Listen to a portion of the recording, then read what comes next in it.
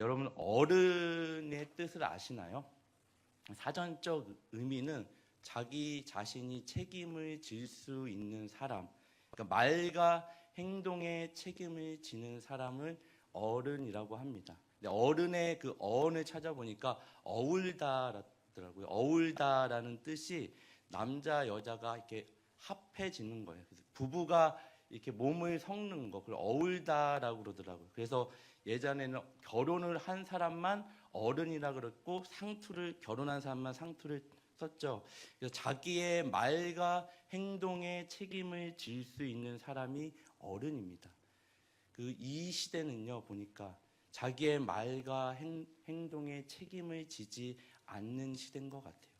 여러분, 지난 한 주간 여러분은 여러분의 말과 행동에 책임을 지는 어른으로 살아내셨는지, 아니면 나의 말과 행동에 전혀 개의치 않고 아무 말이나 내뱉으며 사셨는지 한번 돌아보는 시간 갖기를 정말 예수님의 이름으로 축원합니다. 더 나아가서 신앙 안에서의 어른은요, 내 안에 있는 걸 내뱉지 않고 끌어안는 거예요. 뭐 하는 거라고요? 내뱉지 않는 거예요. 여러분, 여기까지 올라오는 것들 있잖아요. 참는 거예요. 내뱉지 않고 다 끌어안는 거. 이게 신앙 안에서의 어른입니다. 저와 여러분은 진정으로 그리스도 안에서 이 어른의 자리까지 나아가는 저와 여러분 되기를 예수님의 이름으로 축원합니다. 지난 시간에는 우리 축구 경기로 따지면 하프타임과 같이 여호수아와 이스라엘 공동체가 그 하나님 말씀 앞에서 진정한 심과 예배를 통해 중간 점검을 갖는 시간이 얼마나 중요한지를 살펴보았습니다. 여호수아는 그 아이성 전투의 승리의 여세를 몰아서 계속 전쟁에 진군을 해 나갈 수도 있지만 잠시 진군을 멈추고 이스라엘 공동체를 세겜 골짜기에 집결시킵니다. 이거는 모세의 아이디어이기도 했죠. 모세가 살아 생전에 너희가 하나님이 약속한 가나안 땅에 들어가거든 이렇게 하라고 명령을 한 것입니다. 정말 하나님의 말씀에 주의를 기울이고 정비하는 것이 하나님의 전쟁을 수행하는 것보다 더 중요하기 때문이죠. 사실 하나님의 말씀을 주의하고 기울이고 순종하는 것이 하나님의 전쟁을 하는 겁니다. 여러분, 가나안 땅의 승리의 열쇠, 키는 어디에 있다고 그랬죠? 하나님의 말씀에 순종하느냐 하지 않느냐에 있다고 그랬습니다. 저와 여러분이 살아내는 이 온 생애에 승리를 하게 하는 그 중요한 열쇠가 뭐죠? 하나님의 말씀에 내가 순종하느냐 순종하지 않느냐에 달려 있습니다. 정말 예수 그리스도도 하나님 아버지 되신 그 아버지에게 순종하세요. 어디까지요? 하나님, 이만하면 됐죠. 너무 힘들어요. 이 잔을 내게서 옮길만 하면 옮겨주세요. 하나님의 대답이 뭐죠? 아니다. 더 가자. 어디까지요? 십자가까지. 그 죽음의 자리까지 가자. 아버지, 나의 뜻대로 마시고 아버지의 뜻대로 행해주세요. 이게 예수님의 고백입니다. 이 부활의 승리로 우리가 나아갈 수 있는 거예요. 창세기 3장 15절을 보면 내가 너로 여자와 원수가 되게 하고 내 후손이 여자의 후손과 원수가 되게 하고 여자의 후손이 너의 머리를 상하게 하고 내가 여자의 후손의 발꿈치를 상하게 할 것이다. 이 중요한 말씀을 여러분 붙잡길 바랍니다. 여자의 후손이 누구예요? 예수 그리스도죠. 예수 그리스도께서 여자의 후손입니다. 남자의 후손이라고 기록하지 않아요. 성령으로 잉태했기 때문에 동정녀 마리아에게 탄생하신 여자의 후손이 그 십자가에서 뱀의 후손, 사탄의 권세에 머리를 상하게 합니다. 여러분, 머리를 상하게 했다는 얘기는 뭐예요? 이미 죽었다는 얘기예요. 잠깐 이 세상에 권력을 잡은 것 같지만 그는 이미 죽은 거예요. 우리에게는 부활의 승리가 이미 보장된 삶을 우리는 살고 있는 겁니다. 그래서 새로 다듬지 않은 새 돌로 만든 제단을 세우는 겁니다. 어디에 세우죠? 축복을 선포하는 그리심이 아니라 저주를 선포하는 에바의 산에 세웁니다. 왜요? 저주가 선포되어지는 너희는 늘 저주가 선포되어지는 에바의 산과 같이 너희의 선택이 잘못됐을지라도 전적으로 하나님의 은혜에 의지할 수밖에 없는 존재라는 것을 이렇게 상징적으로 보여주는 것. 사실 우리는 올바른 길을 선택할 실력이 없습니다. 저주가 아닌 축복을 선택할 실력이 우리에게는 없어요. 오직 예수 그리스도의 공로로 말미암아 저주가 아닌 축복의 자리에 있는 줄 믿으시기 바랍니다. 우리는 다 양 같아서 그릇 행하고 각기 제 길로 갔더니 여호와께서 우리 모두의 죄악을 그에게 담당하게 하셨느니라. 이사야 53장 6절 말씀입니다. 우리는 양 같아서 그릇 행해요. 각기 제 갈 길을 갑니다. 옳은 길을 갈 실력이 없어요. 옳은 일을 할 실력이 없습니다. 오직 그리스도의 공로로 저와 여러분이 이 자리에 있는 줄 믿으시기 바랍니다. 우리의 실력이 아니죠. 오직 예수 그리스도로 말미암아 하나님께 묶여있는 우리를 그리스도 안에 있는 하나님의 사랑으로부터 우리를 끊을 것은 이 세상에 없다고 성경은 증언합니다. 그것이 환난이나 공고나 박해나 기근이나 적신이나 위험이나 칼이나 그 어떤 것도 세상 것으로부터 하나님을 그리스도 안에 있는 이 하나님의 사랑으로부터 우리를 끊을 수 없는 것, 이것이 기독교입니다. 여러분이 넣고 싶은 모든 걸 거기에 다 넣어보세요.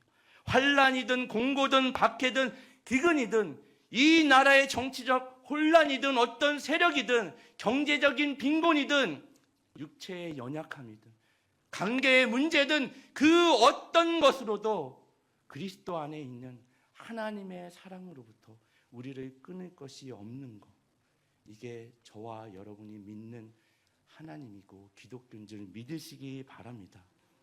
그래서 우리는 지난 시간에 축복과 저주를 주신 이유는 저주와 축복의 선택권이 너희에게 있다가 아니라 너희는 선택할 여지가 없이 내 자녀다. 저주와 진멸과 멸망의 자리에 있던 너희는 이제 예수 그리스도의 공로로 말미암아 축복의 자리에 있을 수밖에 없는 존재라는 것을 이렇게 에발산에 저주가 선포되는 에발산에 새로 다듬지 않은 새 돌로 제단을 쌓은 이유입니다. 이해가 되십니까? 오직 예수 그리스도의 공로로, 그리고 이 모든 일, 이스라엘 공동체가 가나안에 들어와서 여리고를 무너뜨리고 아이성을 승리로 장식하고 그 이 일 후에 가나안 땅에는요, 지금 이스라엘로 인해서 남은 민족들이 두 그룹으로 형성되기 시작합니다.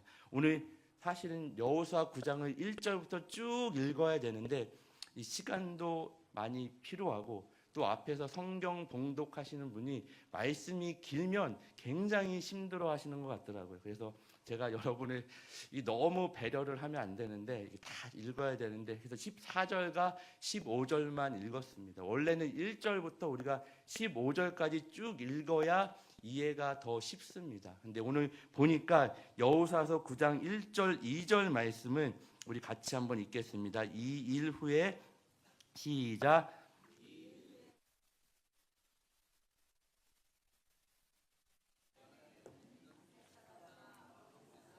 가나안 사람과 브리스 사람과 히 사람과 여부스 사람의 모든 왕들이 이 일을 듣고 모여서 일심으로 여호수아와 이스라엘에 맞서서 싸우려 하더라. 지금 이스라엘 공동체가 가나안에 들어와서 하는 일들을 보니까 지금 여리고가 함락당하고 아이성까지 이스라엘이 무너뜨리니까 지금 보니까 남은 민족들이 이게 장난이 아닌 거예요. 정말 진짜 이러다가 우리가 다 진멸당할 것 같은 거죠. 그 남은 민족들이 이스라엘을 대항하는 연합군을 지금 형성합니다. 반면에 또 다른 한 그룹은요, 3절부터 계속해서 소개되어지는 기브온 사람들입니다. 3절 말씀에 기브온 주민들이 여호수아가 여리고와 아이에 행한 일을 듣고, 그리고 6절을 보니까 그들이 길갈 진영으로, 지금 이스라엘이 있는 진영으로 나온 겁니다. 진영으로 가서 여호수아에게 이르러 그와 이스라엘 사람들에게 이르되 우리는 먼 나라에서 왔나이다. 이제 우리와 조약을 맺읍시다 하니, 지금 연합군을 조직하여 이스라엘이 대적하는 것과 반대되는 행보를 보이는 그룹이 나옵니다. 지금 동일한 똑같은 사건과 똑같은 사건 상황 속에 서서 똑같이 듣고 다른 반응을 보이는 두 그룹이 나옵니다. 완전히 다른 그룹이죠. 지금 여호수아와 이스라엘이 대적하는 것은 사실은 누구를 대적하는 거죠? 하나님을 대적하는 거죠.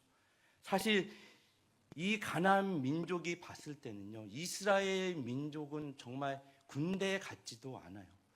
정말 세상의 가치로 보면 싸울 가치도 없는 겁니다.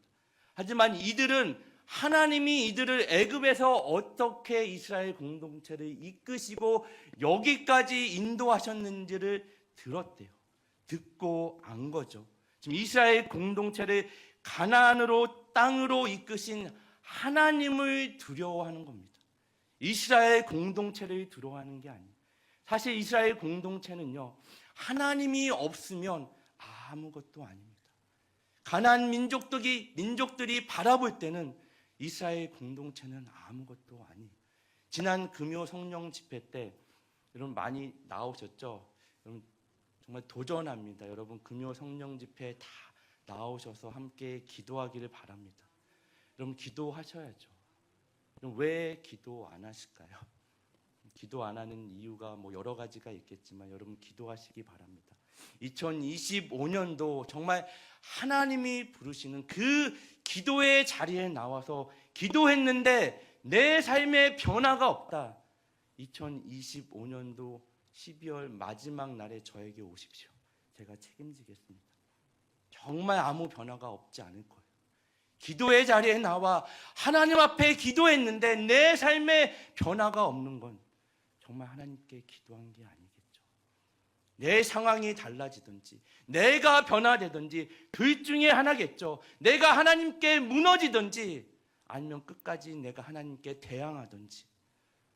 기도의 자리에 나오길 정말 예수님의 이름으로 축원합니다. 도전합니다. 우리 새마음교회 모든 주일 예배에 나오시는 성도님들이 금요 성령 집회에 나와서 함께 부르짖는 성령님이 임하시는 그 역사를 경험하는 공동체가 되기를 예수님의 이름으로 축원합니다. 금요 성령 집회의 말씀은 이랬습니다. 정말 모세에 대한 이야기를 했어요. 모세의 인생은 그가 120년을 삽니다. 120년을 세 파트로 나눌 수 있는데 처음 40년은 바로의 궁에서 애굽의 왕자로 살아요. 그리고 나중에 40년은 도망자의 신분으로 미디안 광야에서 삽니다. 그리고 마지막 40년은 하나님의 부르심을 받아 광야에서 이스라엘 공동체와 이스라엘의 리더로 함께 삽니다.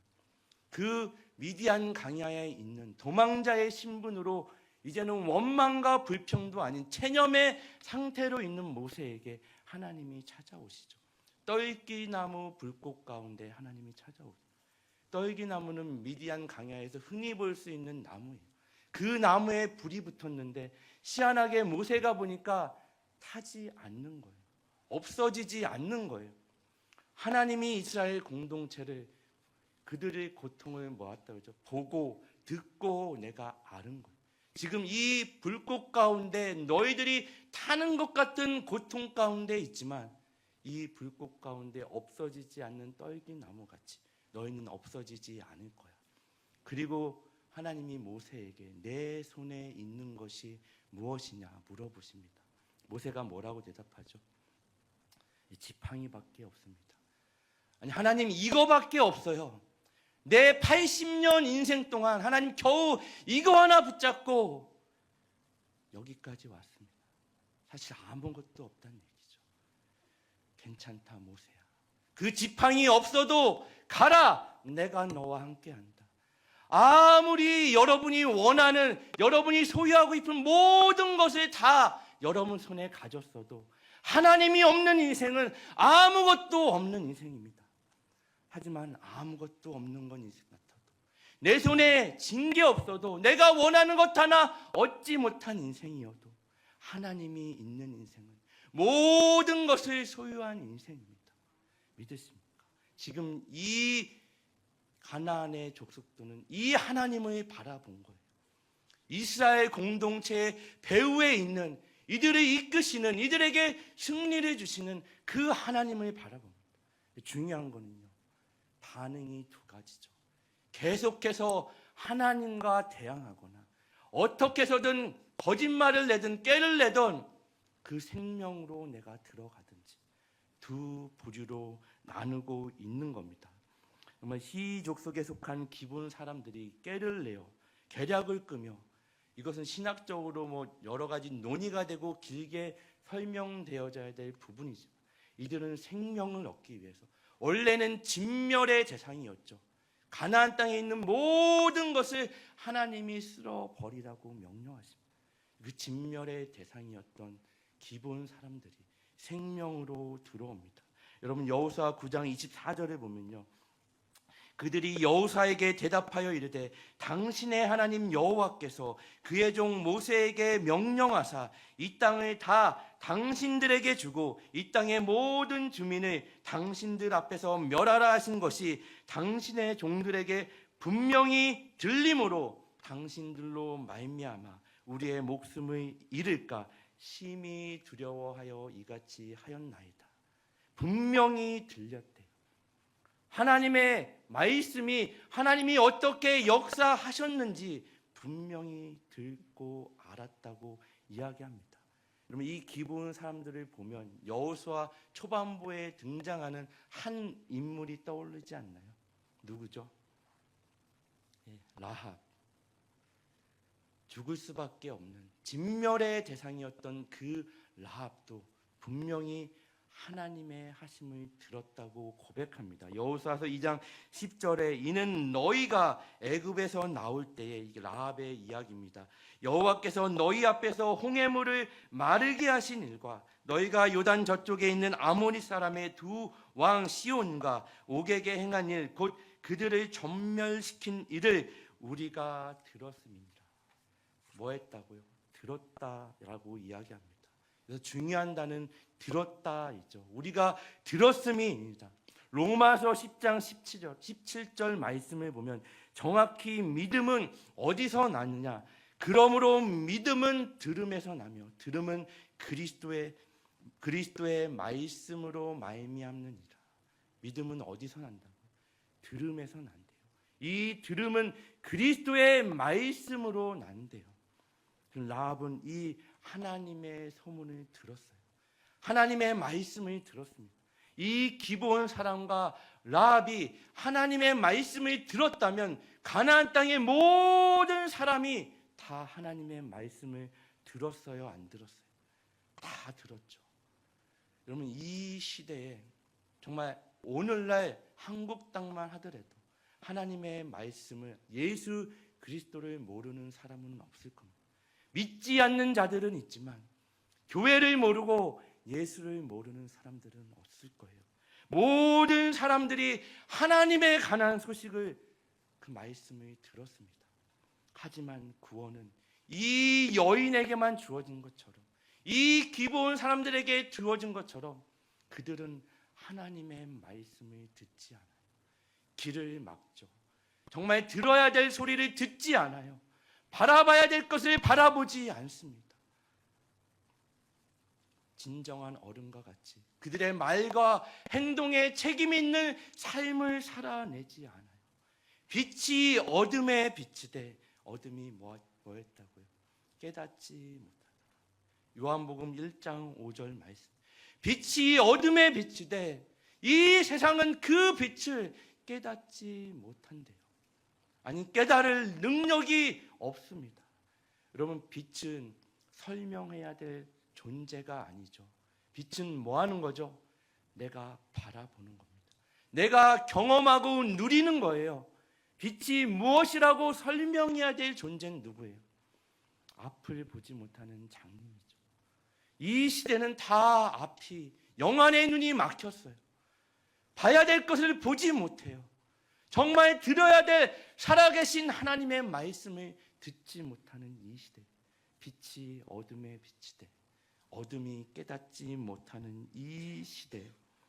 여호수아 초반부터 등장하는 이 라합에게 있어서 장차 이 가나안 땅은 누구의 통치 아래 들어가 있다는 믿음의 고백입니까? 하나님의 통치 안에 들어갈 것을 믿고 고백하는 겁니다. 이 세상의 역사, 그럼 누구의 손 안에 있죠? 태초에 천지를 창조하신 그분이 그냥 손 놓고 너희들끼리 살아봐라 그러고 가만히 계신가요? 태초에 천지를 창조하신 그분이 여전히 이 세상을 우리가 바라볼 때는 이해할 수 없고 정말 혼란스럽고 정말 무지한 것 같은데 여전히 그분이 뭐하고 계세요? 통치하시고 다스리시고 그분의 섭리 가운데 운영하고 계십니다. 믿으십니까? 하나님의 구원하심을 동일하게 진멸의 대상이었던 기본 사람들도 지금 받아들이고 있는 겁니다. 진멸의 대상에서 이 생명으로 인도하는 거죠. 기본 사람들은 하나님을 주목했어요. 하나님의 말씀을 바라보았습니다. 이 가나안 사람들은요, 뭘 바라봤죠?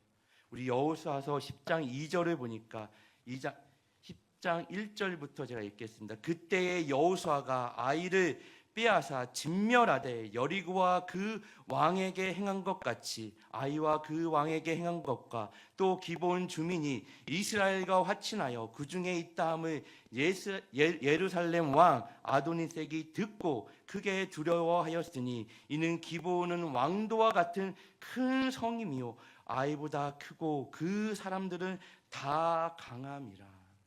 지금 가나안의 남은 민족들은 여전히 세력을 봅니다. 크기를 봅니다. 정말 이 기본 사람들은 약한 사람들이 아니죠. 큰 성을 소유한 이들이 이스라엘 공동체와 화친한 것을 보고 두려워했대요. 이렇게 큰 민족이 뭘 바라보는 거죠? 세상을 바라보고 세상의 크기를 바라보고 권력을 바라보고 세력을 바라보고 하나님을 바라보지 않습니다. 하나님께 주목하지 않아요. 하지만 기본 사람들은 뭘 바라본 거죠? 이 세상의 크기를 보지 않습니다. 세력을 보지 않습니다. 얼마나 그들이 많은 것을 소유하고 있는지, 얼마나 큰 세력을 확장하고 있는지 거기를 주목하지 않고 하나님을 바라봅니다. 하나님께 주목합니다. 그 결과 기본 사람들은 성전을 섬기는 일을 하는 자들이 됩니다. 여호수아 9장 27절에 그날에 여호수아가 그들의 여호와께서 택하신 곳에서 회중을 위하여 여호와의 제단을 위하여 나무를 패며 물을 깃는 자들로 삼았더니 오늘까지 이르니라. 이제 물론 이 기본 사람들이 거짓으로 이들에게 나와서 이스라엘 공동체와 화친을 합니다. 이들을 진멸해야 되는데 이제는 진멸할 수 없는 거예요. 결국 이들은 이스라엘 공동체 안에서 제단을 위하여 나무를 패며 물을 깃는 자들로 나옵니다. 우리가 읽었던 2절 말씀에 기드온 사람들은 어떤 사람이었죠? 이는 기브온은 왕도와 같은 큰 성임이요 아이보다 크고 큰 사람들은 그 사람들은 다 강합니다. 강한 용사였어요. 이제는 강한 용사였던 그들이 성전을 섬기는 예배자의 자리로 나옵니다. 존재가 완전히 삶의 목적이 바뀌는 거죠. 뭘 했을 때요? 하나님께 주목했을 때, 하나님만 붙잡았을 때, 강한 세상적인 강한 용사가 아닌 이제는 하나님께 예배하는 그 특권과 권리를 누리는 자들이 된 것입니다. 완전히 신분이 그 존재가 바뀐 거죠. 기브온은 더 이상 진멸과 멸망과 사망과 같은 것들하고는 상관이 없는 존재가 된 거예요. 이 가나안 땅은요, 이미 하나님과 상관없는 땅입니다. 죄악으로 가득한 땅이에요. 하나님이 약 500년이라는 시간을 기다리고 그들이 돌아오기만을 기다리십니다. 돌아오지 않아요. 약 500년이라는 시간을 하나님과는 상관없이 제약된 인생을 삽니다. 하나님과 상관없이 사는 것, 제약된 삶을 사는 건 사실 생명이 없는 죽은 땅입니다. 살아있으나 죽은 거예요. 그 땅에는 생명이 없는 겁니다. 여러분의 삶 가운데, 삶의 어떤 영역 가운데에 하나님의 통치가 없는 영역은 살아있으나 뭐한 영역이에요? 살아있지 않아. 죽은 거예요. 내가 죽었음에도 불구하고 정말 헛된 것에 수고하며 땀을 흘리며 수고하고 무거운 짐을 지며 그 끝이 어디인지도 모르며 살아가는 불쌍한 인생으로 살아가고 있지는 않은지, 이 세상은 하나님과 상관없이, 아니 우리는 올바른 길을 갈 실력이 없어요. 늘 하는 일이 그릇행해요. 하나님을 찾지도 않고 하나님과 상관없이 살아가는 인생들의 끝은 뭐죠? 그 끝은 사망밖에 없습니다. 아무리 내가 이 땅에서 어떤 노력을 했던, 어떤 수고를 했던, 하나님이 없는 인생은 사망밖에 없어요. 저주와 진멸과 멸망밖에 없는 그 인생을 예수 그리스도가 깊숙이 그 죽음의 자리를 따라 들어오시는 것, 이게 복음입니다. 우리의 실력이 아닌, 우리의 공로가 아닌 죽음의 길밖에 가지 못하는 그 실력밖에 없는 우리를 예수 그리스도가 십자가에 대신 죽으심으로, 부활의 생명을 우리에게 주심으로 이제는 우리에게 새 생명과 새롭고 살 길을 열어놓은 겁니다. 그 저와 여러분은 뭐 하는 사람들이에요? 길을 똑바로 내는 사람들이에요. 아니 여러분에게 주어진 그 삶의 자리에서 안내판과 같이, 표지판과 같이 묵묵히 그 자리에 서 있는 사람들입니다. 길을 가리키는 사람들. 이 길만이 진정으로 너희가 살 길이다. 그 자리에 서 있으셔야 돼요. 여러분이 원망하고 불평하는 그 삶의 자리에서 눈이 오든 비가 오든 폭풍우가 몰아치든 그 자리에서 뭐 하시는 거예요? 서 있는 거예요.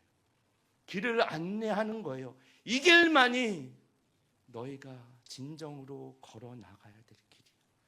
그리고 나아가는 겁니다. 예수 그리스도가 가신 그 길을 우리가 따라가는 거예요. 그 뒤를 죽어가는 영혼들을 이끌며 나가는 겁니다. 그럼 저와 여러분이요, 올바른 길을 가지 않으면 우리의 뒤를 따르는 수많은 영혼들이 어디로 나가요? 죽음의 길로 가는 겁니다. 교회는 길을 똑바로 내는 공동체인 줄 믿으시기 바랍니다. 저와 여러분은 길을 똑바로 내셔야 돼요. 저와 여러분의 말과 행동이 그래서 어른스러워야 됩니다. 이 안에서 있는 것을 끄집어내지 않는 거예요. 끌어안는 거예요. 그리스도께서 십자가에서 모든 것을 끌어안으시고 죽음의 자리, 사망의 자리로 내려가셨던 것처럼 우리도 끌어안고 죽는 거예요. 그리스도를 바라보면, 십자가를 바라보면 여러분 이해 못할 게 없죠. 끌어안지 못할 게 없죠. 끌어안고 묵묵히 예수 그리스도가 가신 그 길을 내가 따라가는 겁니다. 넘어질 수도 있겠죠. 더디 갈 수도 있겠죠. 그 길은 결코 쉬운 길이 아닙니다. 사람들이 많이 찾는 길이 아닙니다. 사람들이 많이 찾지 않는 길이죠. 음침한 골짜기, 험난한 골짜기일지 모르겠어요. 하지만 그 길을 가야 됩니다. 여러분 요셉의 인생을 보세요. 요셉의 인생은요, 수동태입니다. 그가 의지적으로 그의 인생을 이끌고 나가지 않아요. 그는 꿈을 꿉니다. 그가 꾼 게 아니죠. 하나님이 주세요. 그는 팔려갑니다. 그가 팔려가길 원했나요? 그는 감옥에 들어가죠. 감옥에 들어가길 원했나요? 그의 발은 쇠사슬에 묶이고 그의 몸은 이끌려가는 거예요. 어쩔 수 없이 하나님의 말씀이 응할 때까지 그는 이끌립니다. 그리고는 바로의 뭐가 되죠? 총리가 되죠. 다만 권력을 가진 게 아니라 그에게 지혜와 권력을 다스릴 능력이, 실력이 생깁니다. 어디에서요? 감옥에서요. 팔려간 그의 전 인생을 통해서 그의 실력이 그렇게 쌓이는 거예요. 여러분 고단하십니까? 정말 하나님 이 인생의 길을 정말 하나님 나에게 허락하신 거 맞나요? 너무 힘들어요. 고단해요. 거기서 뭐가 생긴다고요? 여러분에게 실력이 생깁니다. 그 자리에서 하나님이 만들고자 하는 것들이 만들어지는 거예요. 그 자리에서 하나님이 원하는 일들이 일어납니다. 나로 인함이 아닌 하나님으로 인해서 만들어지는 거예요. 이 길을 가는 자들이 그리스도인인 줄 믿으시기 바랍니다. 기도원 사람들은 이 생명을 붙잡기 위해서 나아온 겁니다. 반면에 이스라엘 공동체는요, 기본 사람들은 생명에 속했지만 오늘 여호수아 9장 14절에 보니까 무리가 그들의 양식을 취하고는 어떻게 할지를 여호와께 묻지 아니하고 이 일을 하나님께 묻지 않고 이들의 제안을 받아들입니다. 여러분 여호와께 묻지 아니하고 하나님께 먼저 묻지 않았대요. 이 말씀이 여러분 남은 생애 가운데 그 삶의 중심으로 놓기를 정말 예수님의 이름으로 축원합니다. 하나님께 먼저 묻는 인생이셔야 됩니다. 왜 이스라엘 공동체와 여호수아는 하나님께 묻지 않았죠? 물을 필요가 없어 보인 거죠. 고민할 필요가 없는 문제같이 보인 거예요. 염려할 필요가 없는 문제처럼 보인 겁니다. 여러분 유진 피터슨의 메시지 성경을 보면 여호수아 9장 14절을 이렇게 기록합니다. 이스라엘 사람들은 그들을 살펴보고 그들의 말을 받아들였다. 그러나 그 일에 대해 하나님께 여쭙지는 않았다. 이들이 살펴보니까 하나님께 물을 필요가 없는 문제더라고요. 여러분 하나님께 물을 필요가 없는 문제가 있나요? 내가 살펴보니까 내가 판단하니까 이거는 이 정도는 뭐 그냥 해도 될 것 같아요. 그럼 내가 살펴보고 결정하는 것은 굉장히 위험한 겁니다. 그 일이 여러분이 살아내시면서 모든 선택의 순간들, 모든 결정의 순간들, 그것이 큰 일이든 작은 일이든 정말 어려운 일이든 내가 스스로 할 수 있을 것 같은 일이든 하나님께 먼저 물으시길 예수님의 이름으로 축원합니다. 하나님께 먼저 묻는 것은 우리의 인생의 모든 주권을 뭐하는 거예요? 하나님께 맡기는 거예요. 하나님을 인정하는 겁니다. 내 삶에서, 내 삶의 영역에서 하나님이 나의 주인입니다. 하나님과 내가 동행합니다. 여러분 가정에서 부모가 자녀의 권위를 인정하지 않거나 자녀가 부모의 권위를 인정하지 않거나 배우자가 배우자의 권위를 인정하지 않으면 뭘 묻던가요? 묻지 않죠. 어떤 일을 하든 어떤 선택을 하든 전혀 물어보지 않습니다. 저와 여러분이 하나님 앞에 먼저 묻지 않는 것은 하나님을 인정하지 않는 거예요. 내 삶에서 하나님과 함께 동행하지 않는 겁니다. 하나님께 묻지 않는 인생은, 하나님을 무시하는 인생은 그거 자체로 뭐죠? 죄입니다. 왜요? 하나님과 상관없는 삶을 살기 때문이죠. 여러분 모세가 바로에게 가서 이스라엘 공동체를 이끌고 나가겠다고 했을 때 바로가 뭐라고 대답하죠? 바로가 이렇게 대답을 합니다. 여호와가 누구이기에 내가 그의 목소리를 듣고 이스라엘을 보내겠느냐? 나는 여호와를 알지 못하니 이스라엘을 보내지 아니하리라. 여호와가 누구이기에 내가 그의 목소리를 듣느냐고 이야기합니다. 그의 바로와 애굽의 결말이 어떻게 됐는지 저와 여러분은 다 알고 있습니다. 여러분, 하나님께 왜 묻지 않죠? 하나님을 인정하지 않는 거예요. 하나님을 무시하는 겁니다. 우리는 올바른 길을 정말 살아내 똑바로 가야 될 길을 갈 수 있는 능력이 없는 자들이에요. 그 능력을 누구로부터 공급받아야 돼요? 하나님으로부터 공급받아야죠. 그럼 뭐 하셔야 돼요? 하나님께 물으셔야죠. 매 순간순간 그것이 아무리 사소해 보여도 하나님께 묻는 저와 여러분 되기를 예수님의 이름으로 축원합니다.